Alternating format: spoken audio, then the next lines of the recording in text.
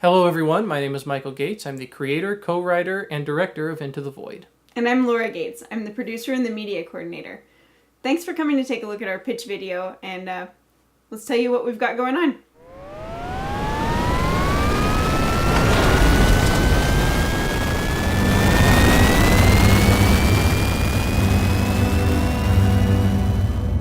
So the year is 2641. Mankind has spread throughout the galaxy and colonized new planets.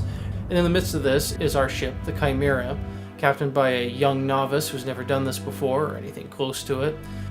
Our goal with Into the Void was to create a character-based and character-driven show. The most important thing that we really want to focus on is the interactions between the people. You did good, Marcus. Everyone's really proud to be on board now.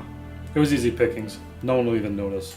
We really wanted the characters to take the lead in the story. We wanted their interactions to take the precedence over the action sequences in the story. Fire one! Fire! There will be battles and there will be action, but it will always be in service of the story.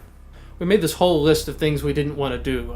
We didn't want to go too utopian and ultra clean, but we didn't want to go the other way either, make it completely dystopian and dirty. We wanted to completely strip down the technology. No shields, no holograms, No fusion generators, no aliens. No aliens. You have to take on provisions and water and so on at various ports, or else you die out in space.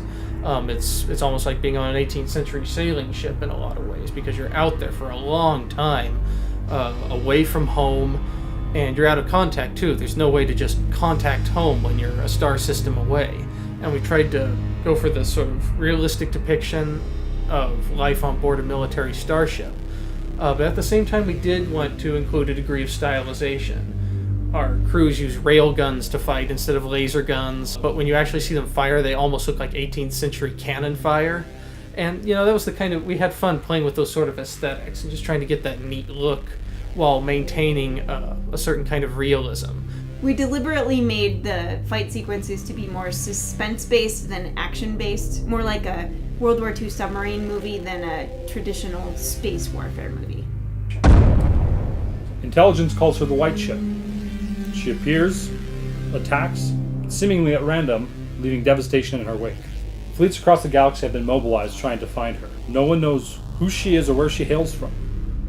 No vessel is known to have survived an engagement with her. As our crew journeys farther and farther from home in pursuit of this phantom ship that they're after, they start running into factions that they have no idea exist and they have no idea how to deal with. The situation that they might find themselves in next is completely unpredictable. We'll be shooting the entire show on green screen, just like this one behind us here, and compositing the actors into virtual sets. This actually isn't as difficult as it used to be years ago. Nowadays you can just do this in your basement. And we've actually already built the sets. They're ready to go, lit and everything. I'll probably add some more details, but they're basically ready to go as they are. This approach does mean that every single shot in the entire show is a visual effects shot. Not just the spaceships and the shooting and the blowing up. Literally every single shot in this show is going to be a visual effects shot. And that's a few shots. But we've created a pipeline where we can do all of these shots very, very quickly. We have a complete storyboard that Michael has created with every single shot that's lined up, and we've inserted little mannequins where every single character is supposed to be standing in the shot. So we can set up the camera angles, we can set up the lights, we can set up the green screen panels. Once we have the funds to be able to pay our performers and pay our artists, and we get our actors on screen and performing, the show will come together very quickly because of the way that we've designed our production pipeline. We have all the spaceships built and ready. All the sets are built and ready. We have the complete storyboard, and we have 20 or so actual finished exterior shots of the spaceships as well. We're continuing to produce more. Well, we need a cast, but we really need funds to pay our artists. We need to purchase a few props, sound effects. We need to be able to continue to cover the cost of software, because most software is a subscription model now. You rarely buy things outright anymore. Also, we would like to rent a better camera. We're not just doing a little 5 to 10 minute short here. We're doing the pilot episode of a series, and the script actually is 84 pages long at present. The storyboard itself clocks in at about just a little under 60 minutes. This is going to be complete episodes, complete stories in each episode. This is essentially a family project for us.